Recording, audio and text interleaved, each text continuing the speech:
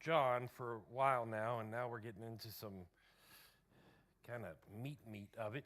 So tonight we're going to talk about the attitudes that crucify and attitudes that glorify. Um, so it's really two sections that we're going to go over. First being the attitudes that crucified Christ, and then, of course, attitudes that glorified. But uh, if I had to, really subtitle the first section, it would be Who Killed Jesus? He died, buried, sprung up into everlasting life.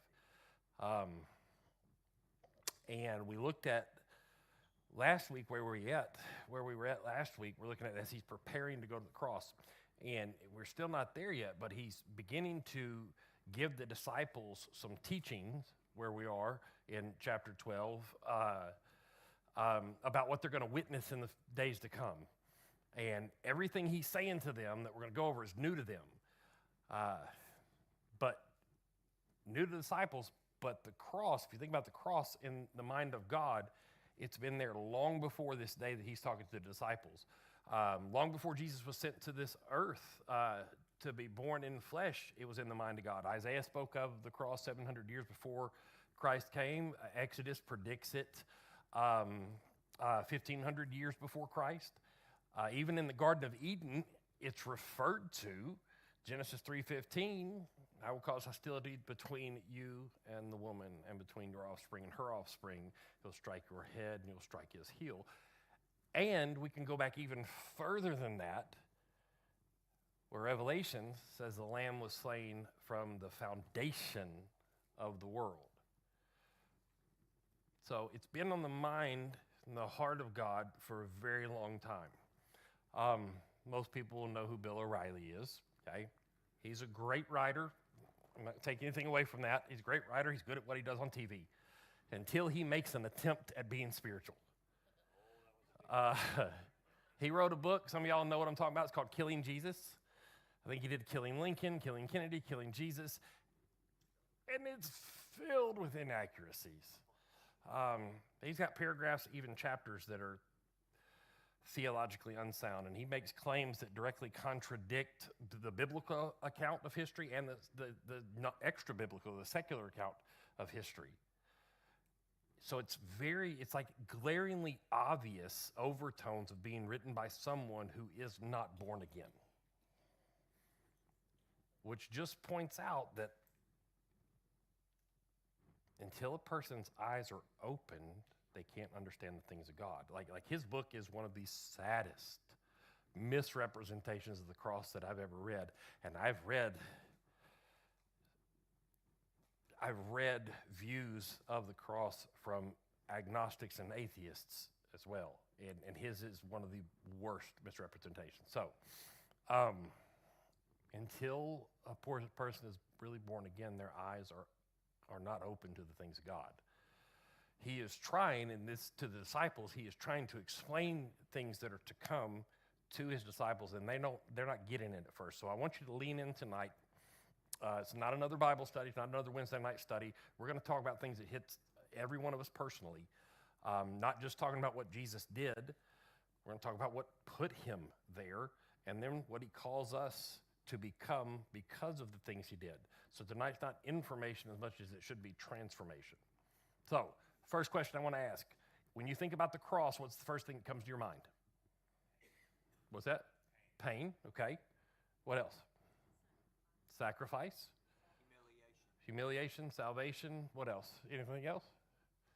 Love, okay. Most of us think about those things. We think about love, sacrifice, forgiveness. Tonight, I want us to look at something a little different. With that initial question is, who killed Jesus?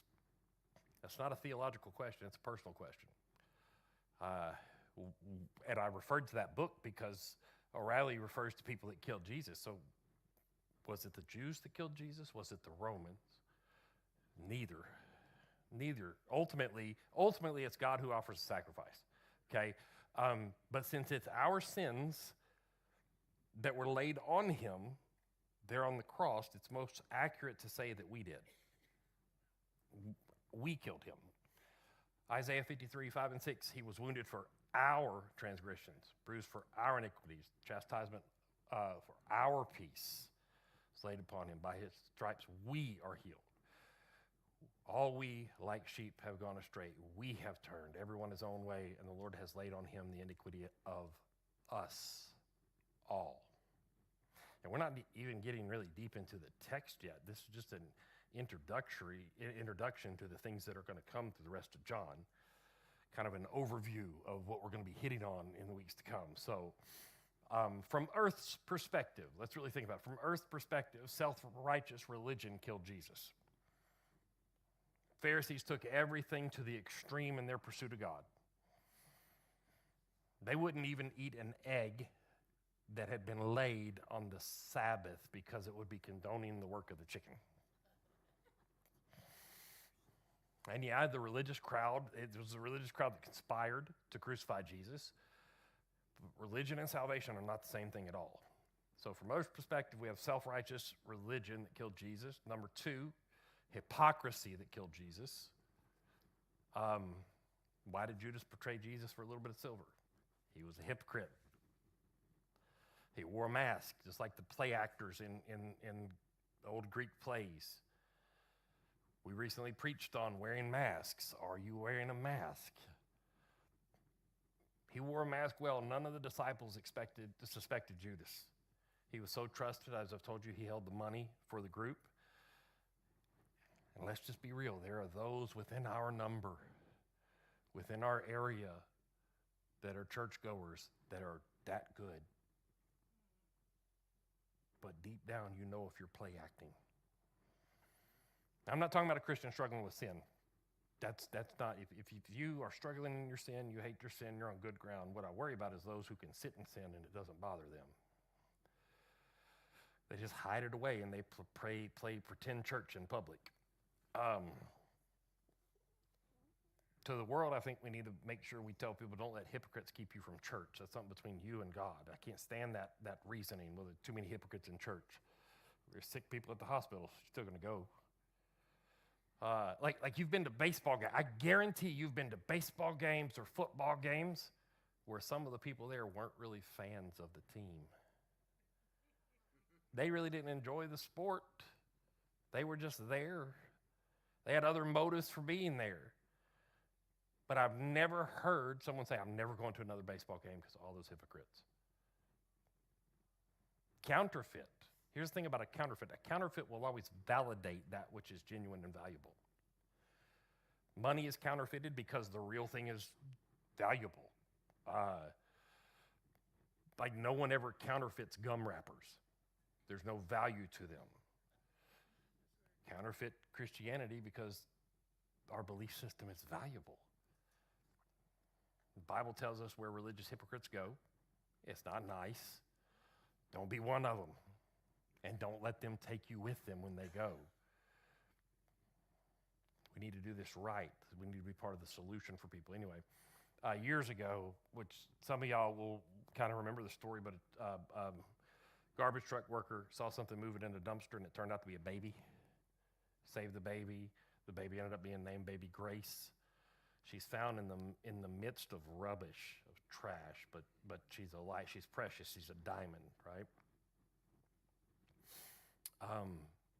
If you're going to find the truth about God, it's not likely to be a very attractive thing or pretty thing with everyone dressed up and holy with stained glass windows and the pipe organs playing and things like that.